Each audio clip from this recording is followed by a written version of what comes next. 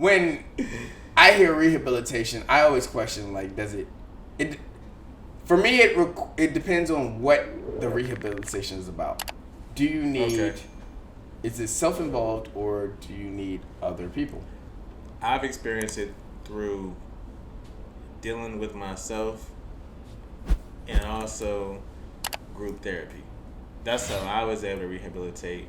And even noticing the difference between group therapy and being out of it, there's a support system in the group therapy that's a lot different. I'll ask you this. Is the group therapy and the self-seeking two different subjects?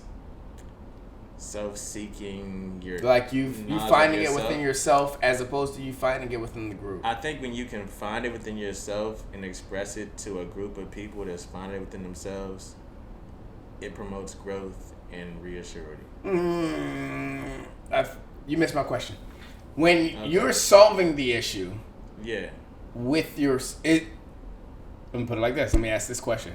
Do you think there's some things that you can find within yourself and not need the group therapy? For sure. And are there some things that you need when you go to group therapy for? every week, certain weeks you're mad that you had to come that night because I understand this. This is not a struggle.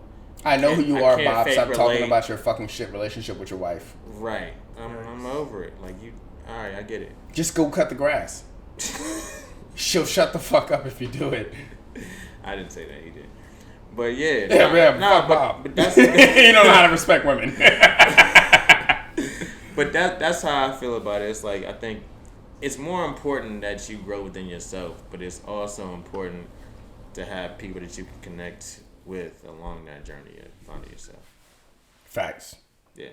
I think I've always held that realm of like group therapy and self-sufficientness. I am fucking on my words today. I mean, self-sufficiency. Yeah. Where there are some things, like when I had to personally realize that sometimes being in love will make you do some crazy things. That was something I had to discover by myself. That's not something I could take input for other people.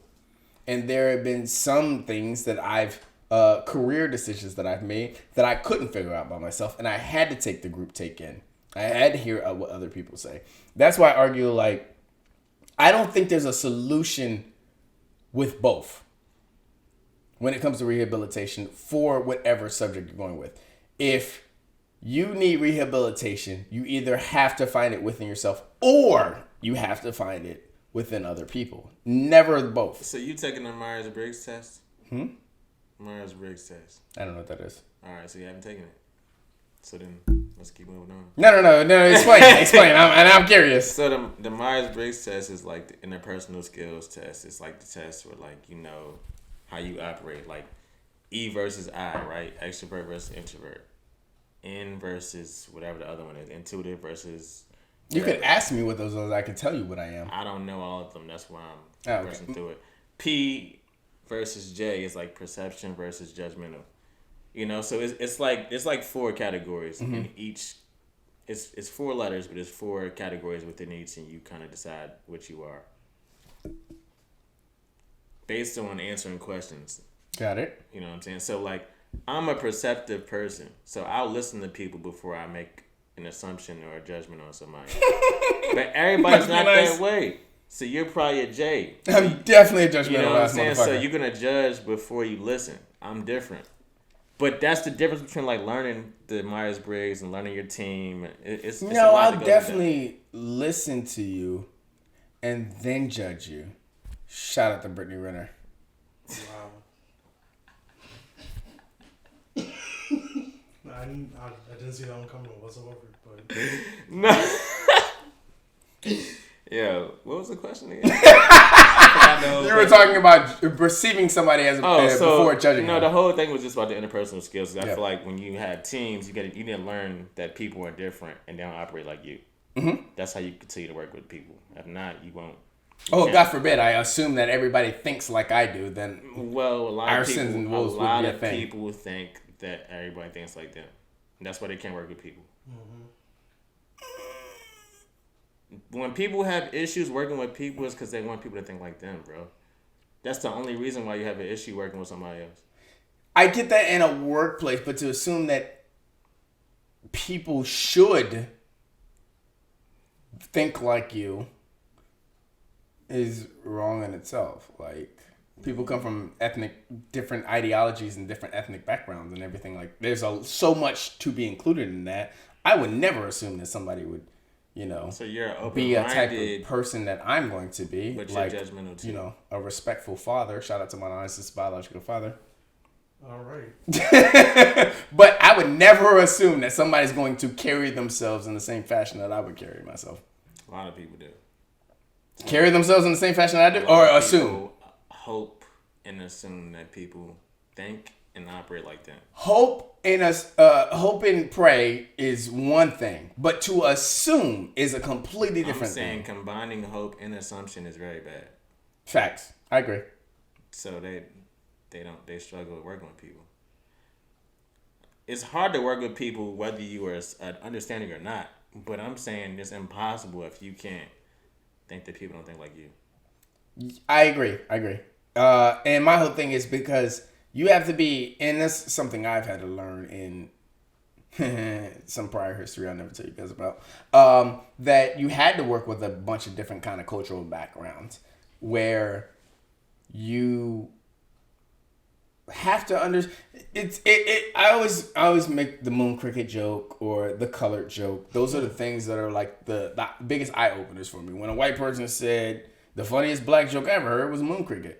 And I'm saying, like, I've never heard that. But then I realized that you come from a different cultural background. You come from a different fucking hemisphere.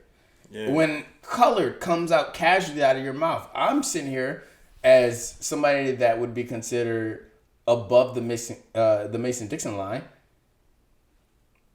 Colored's not a word we use. But then color would be more, what's the word? Consistent and fashionable in your realm. So then I understand, okay, people just come from different backgrounds. And that's because I've interacted with different people. Yeah. If you're the type of person that interacts with a whole bunch of different fucking people and you still can't grasp that there are differences in ideologies and ethnic backgrounds and social responsibilities, we got a bigger problem here. Right. You're right. So. You're right. Going off. It was such a gap. That's all you had was in here, right? I didn't really have nothing to say. You got it. Going off that rehabilitation, I think there are certain situations that you get involved in and you have to figure out is certain subjects in rehabilitation, regardless of, depending on what your rehabilitation is, certain situations are better with other people because they are relatable to those people. And some with other people are better because they aren't relatable to those people. And vice versa. Some interpersonal issues are better to yourself because you can't relate. And some interpersonal issues are better because you can relate. So you're looking at it from an ideology where I need to handle that myself. Because if you talk to what's a dumbass situation that every dumb nigga and his friend finds himself in? Baby mama drama. Let's go with it. So a lot of situations.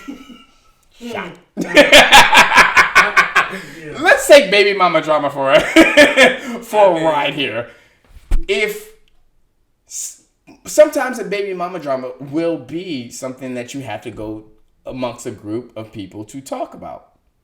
And sometimes you've seen how your friends handle their baby mama drama and you like, why the fuck would I want to talk to you niggas about that shit?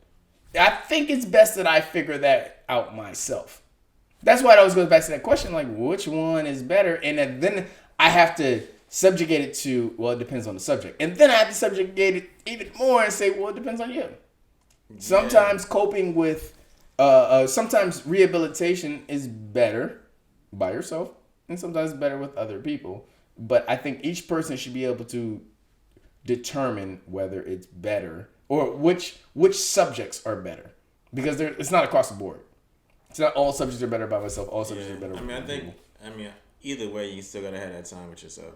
Facts. That's the most important. To determine. Because if not, you'll never know who you are. So you can't really like help nobody else or you can't really grow with other people because you don't really have your own identity. You gotta have that.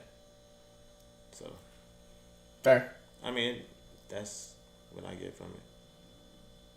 When you talk about the interpersonal relationships and like different types of relationships, I feel like when you don't or you can't relate to somebody, it's an interest that's sparked, and it's like it does something to like the thrill part of your brain because you get to experience something different.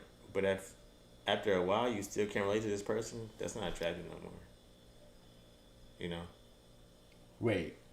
After a while, you can't relate to that person. So I'm saying if you like see somebody or meet somebody that's nothing like you, it's inspiring. It's attractive at first. Mm-hmm.